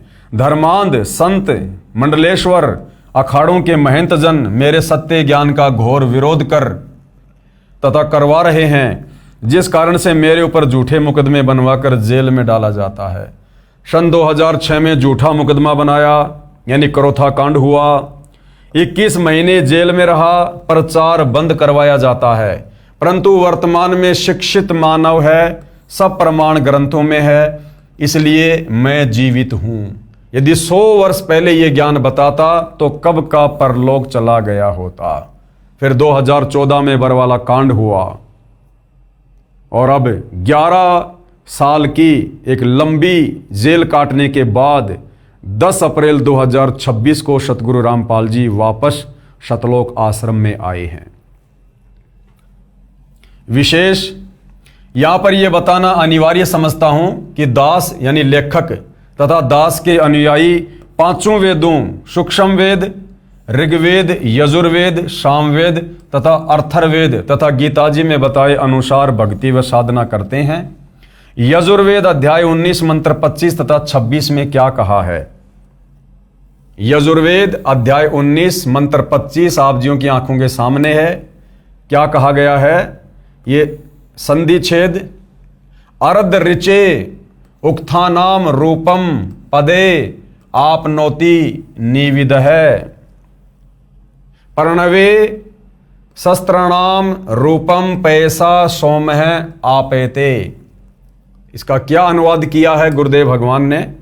यहां पर अनुवाद है, हर एक शब्द का यहां पर हिंदी में अनुवाद करके समझाया है और नीचे फिर इसका भावार्थ किया है कि यह मंत्र क्या कह रहा है। तत्वदर्शी संत वह होता है जो वेदों के सांकेतिक शब्दों को पूर्ण विस्तार से वर्णन करता है, जिससे पूर्ण परमात्मा की प्राप्ति होती है, वह वेद के जानने वाला कहा जाता है। फिर यजुर्वेद अध्याय 19 मंत्र 26 संधि छेद अविश्वयम प्राह शवनम इंद्रेण इंद्रम माद्य निंदम वैश्वदेवम सरस्वतस्य तृतीयम आप्तम श्वनम।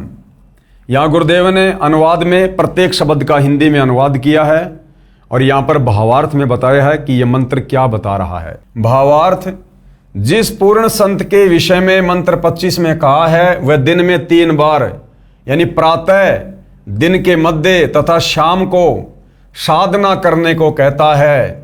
सुबह तो पूर्ण परमात्मा की पूजा, दोपहर को सर्व देवताओं को सत्कार के लिए तथा शाम को संध्या आरती आदि को अमृतवाणी के द्वारा करने को कहता है। वह सर्व संसार का उपकार करने वाला होता है।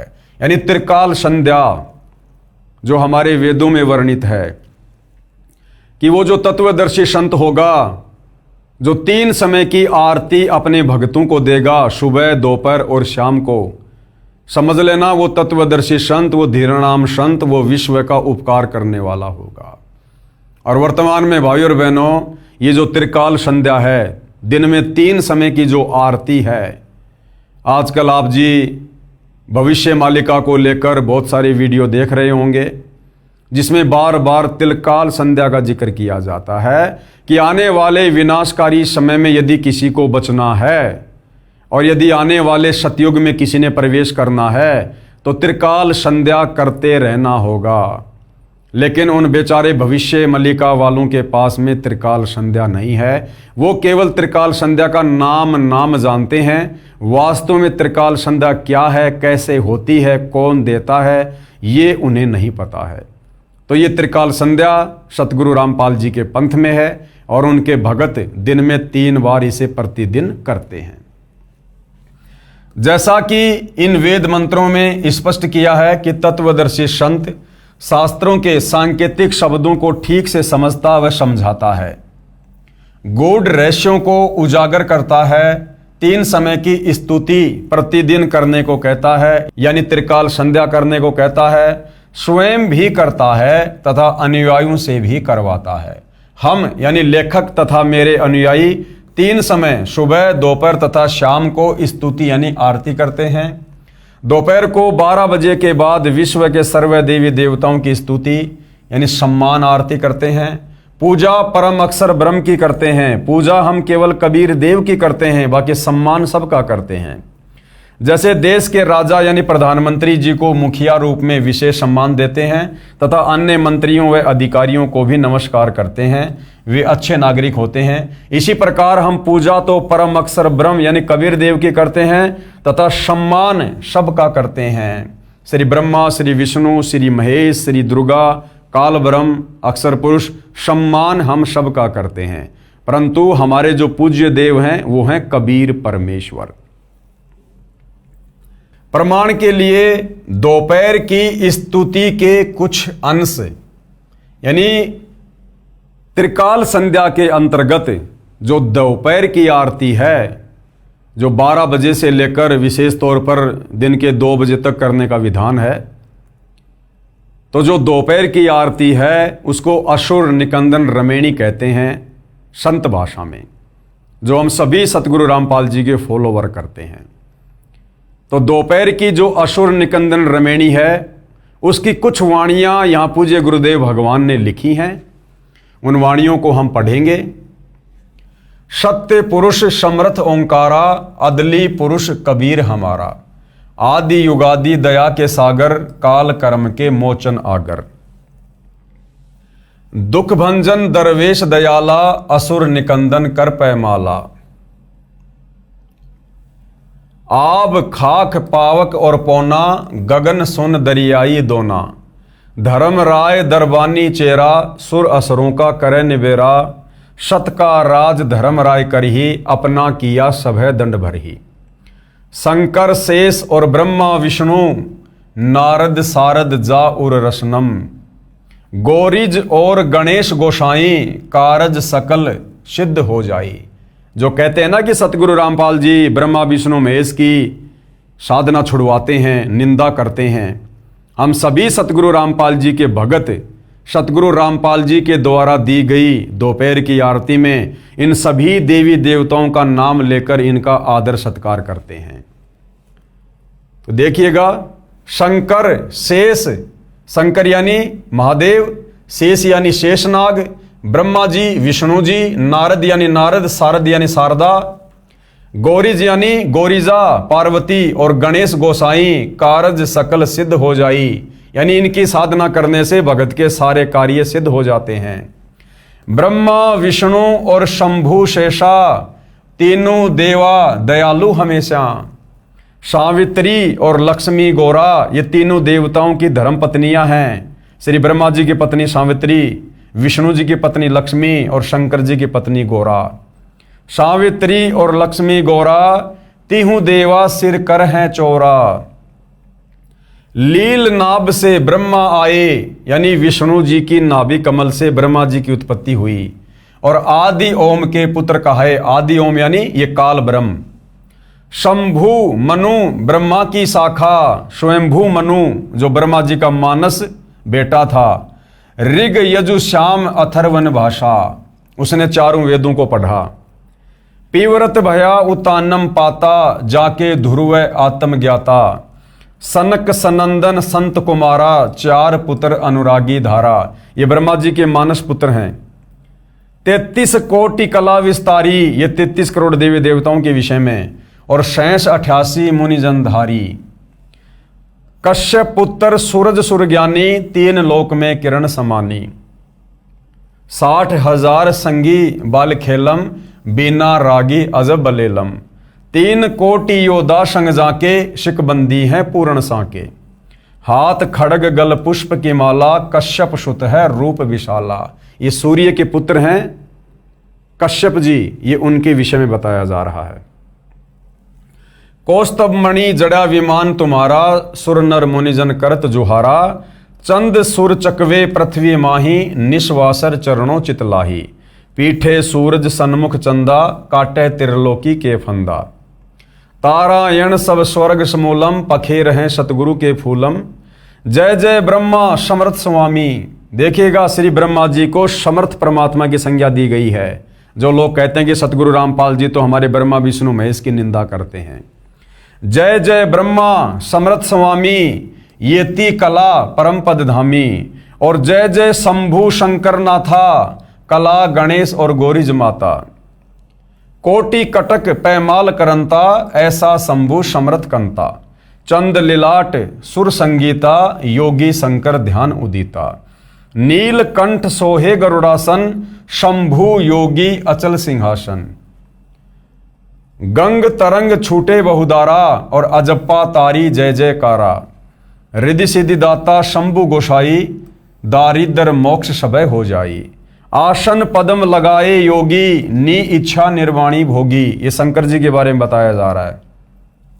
सर्प भुवंग गले रुंडमाला, और व्यर्सव चढ़िए दीन दयाला। यानी शंकर जी अपने गले में सर्पों की माला डाल के रहते हैं, और व्यर्सव यानी बैल के ऊपर जो है वो सवारी करते हैं। वामे कर त्रिशूल विराजे, यानी श्री शंकर जी उल्टे हाथ में त्रिशूल धारण करते हैं, और दहने कर सुदर्शन साजे। सुन अरदास देवन के देवा, श्री शंकर जी को यहाँ पर देवताओं के सुप्रीम देवता की संज्ञा दी गई है।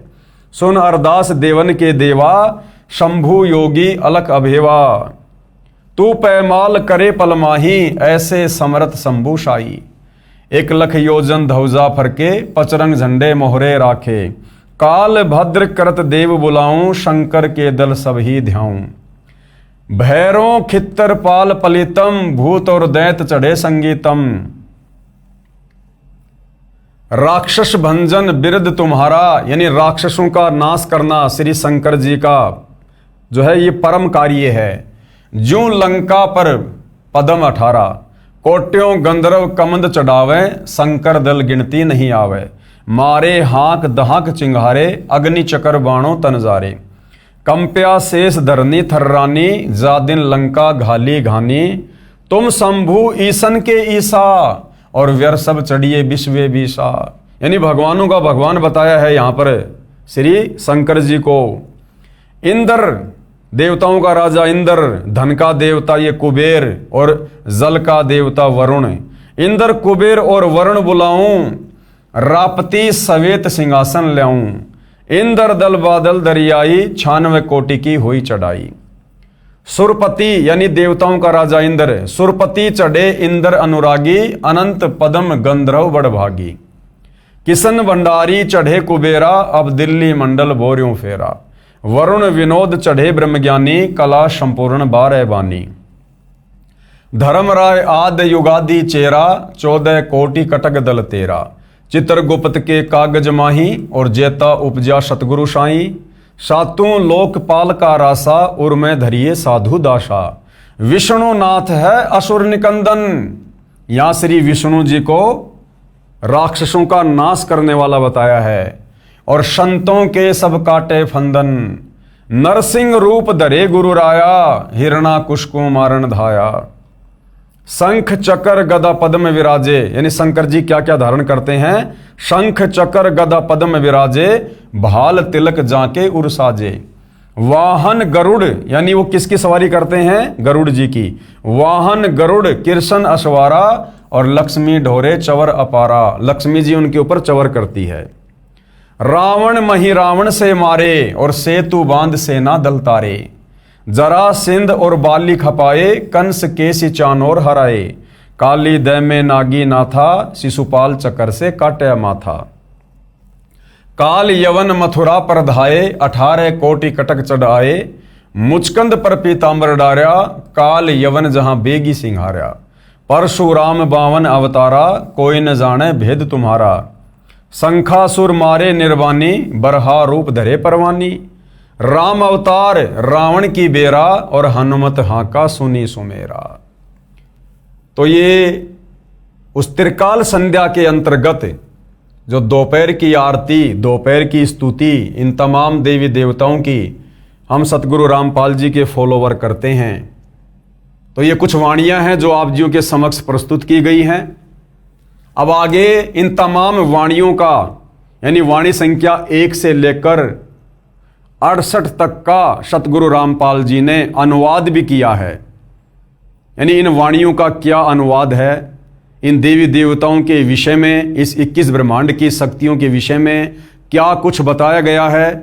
बहुत ही रोचक जानकारी है।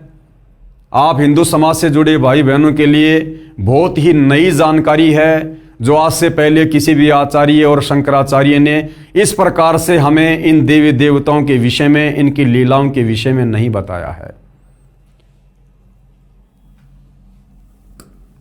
असुर निकंदन रमैणी की वाणी नंबर 1 से 68 का सरलार्थ। तो भाइयों और बहनों, इन वाणियों के ऊपर विशेष तौर से सतगुरु रामपाल जी ने जो अनुवाद किया है, सरलार्थ किया है, उसके ऊपर ज्ञान चर्चा, साध संगति, सतगुरु महिमा हम कल के वीडियो में करेंगे। यदि आज हम इन वाणियों का सरलार्थ करेंगे तो वीडियो बहुत लंबा हो जाएगा। तो हमारा जो कल का टॉपिक होगा पवित्र पुस्तक कृष्ण बड़ा या कबीर के ऊपर, वो इन्हीं तमाम वाणियों के सरलार्थ को लेकर होगा, जो बहुत ही ज़्यादा महत्वपूर्ण है, इंटरेस्टिंग है और रोचक जानकारी है। तो हिंदू समाज से जुड़े भाई बहनों को ये वीडियो अवश्य देखना चाहिए। इस पवित्र पुस्तक कबीर बड़ा या कृष्ण के ऊपर बन रहे वीडियो अवश्य देखने चाहिए, ताकि हम अपने ही धर्म ग्रंथों से परिचित हों। हम अपने आप को हिंदू कहते हैं, सनातनी कहते हैं, और हमें ये पता नहीं कि हमारे सनातनी ग्रंथों में, हिंदू ग्रंथों में भक्ति और भगवान को लेकर, भक्ति साधना को लेकर, देवी देवताओं की स्थिति को लेकर क्या कुछ लिखा हुआ है। तो भाई और बहनों, जब तक हम अपनी आंखों से इन धर्म शास्त्रों में वर्णित सच्चाई से रूबरू नहीं होंगे, हम कभी भी एक अच्छे भगत नहीं बन सकते।